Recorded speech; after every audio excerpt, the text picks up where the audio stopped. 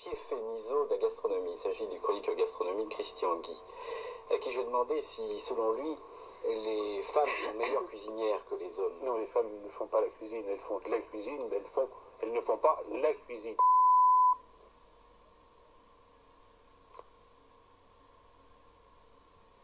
La meilleure preuve, c'est qu'il n'y a jamais eu de grands chefs qui étaient femmes, qui sont des femmes. Il n'y a jamais eu un grand auteur gourmand qui ait été une femme. Et ça s'explique de différentes manières.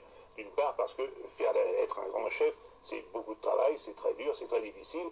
Et ce que je reproche à la cuisine féminine, aux femmes qui font la cuisine normalement, elles le font tous les jours, mais ce n'est pas de cette cuisine-là dont nous allons parler, c'est cette cuisine tous les jours, c'est la cuisine quotidienne. Ça, c'est fatigant aussi. C'est très fatigant aussi, je veux bien le croire, mais elle s'y applique de moins en moins. Madame la ministre va répondre. Ouais. Madame la ministre va répondre. Ouais. Madame la ministre va répondre. Non, mais vous avez raison, les femmes n'ont pas d'idée de suite, laissent brûler la viande tout le monde, et c'est tous les jours. Vous rentrez chez vous, vous dînez, vous n'avez jamais mangé un dîner correct, c'est bien connu.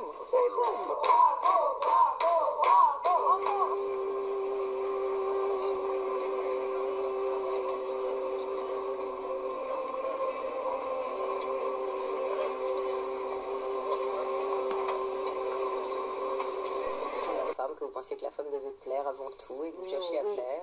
Oui, mais c'était déjà très lucide. Je veux dire, il y a une forme de lucidité chez les femmes quand elles savent qu'il faut qu'elles plaisent, parce que c'est la vérité. Elles ne peuvent se déplacer dans le monde qu'en plaisant. Donc j'étais très lucide en pensant ça, et je crois qu'en même temps il y avait en moi une grande révolte qui faisait que il y avait quelque chose quand même en moi toujours qui s'entrechoquait avec ce désir de plaire. Ça donnait quelque chose, et ça donne toujours quelque chose de pas très harmonieux. Mais bon, je crois que le fait de savoir qu'il faut plaire pour une femme, c'est très important si on veut se sortir de ça, si on veut pouvoir se libérer de cette image, de cette obligation. Il faut d'abord bien la connaître. Sois belle et tais-toi.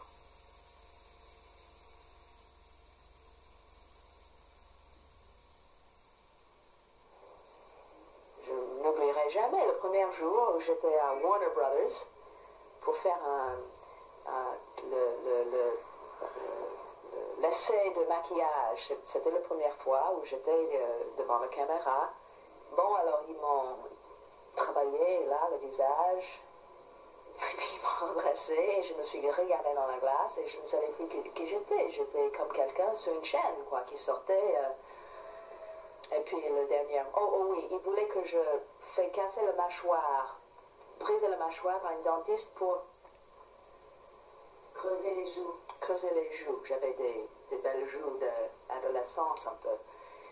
Et un jour, avec le nez que tu as, tu vas jamais pouvoir jouer la tragédie parce qu'on ne peut pas le prendre au sérieux, ce nez-là. Et puis, dernièrement, le mot est venu d'en haut que Jack Warner, le chef du studio, voulait que je mette des faux seins. Ben, il n'aimait pas des femmes avec des petits seins. Alors, c'était très clair. J'étais un produit du marché et il fallait bien que je m'arrange pour me rendre commercial, parce qu'on allait investir de l'argent sur mon dos. Une des raisons qui me permet de jouer aussi bien que je le fais, c'est parce que je suis une femme. C'est parce que les femmes sont comme entraînées à séduire. Et je ne sais pas si je jouerais aussi bien si j'étais un garçon. Comment caser une femme de 40 ou 50 ou 60 ans? Elle n'a pas de place dans le fantasme masculin. Alors on l'élimine. C'est un show pour les hommes, par les hommes. Alors adieu Bert. Les producteurs sont des hommes, les techniciens sont des hommes, les metteurs en scène sont pour la plupart des hommes. La presse, c'est partagé la presse, mais c'est quand même des hommes. Les agents, c'est des hommes qui dirigent, qui te donnent un script, qui te conseillent, qui t'orientent, sont des hommes. Et j'ai l'impression qu'ils ont des sujets pour les hommes. C'est ce que j'appelle tous ces anonymes qui font l'histoire. Elles deviennent des pionnières des causes qu'elles défendent. Et comme elles les défendent bien, je dirais très modestement, elles deviennent des héroïnes. Hein. Je vais te raconter un petit peu ce qui se passe chez lui à propos des femmes. Hein.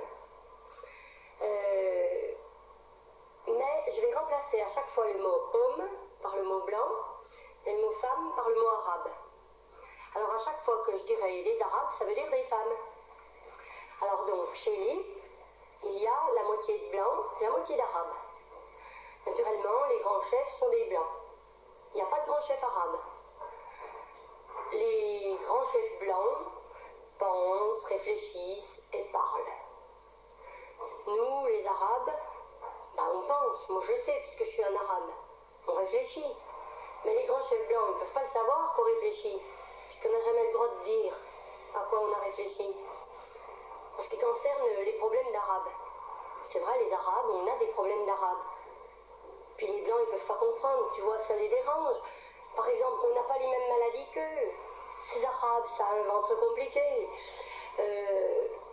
Les grands chefs blancs, ou tous les blancs d'ailleurs, quand ils ont des maladies, c'est des maladies nobles, c'est des choses vraies, des problèmes sérieux.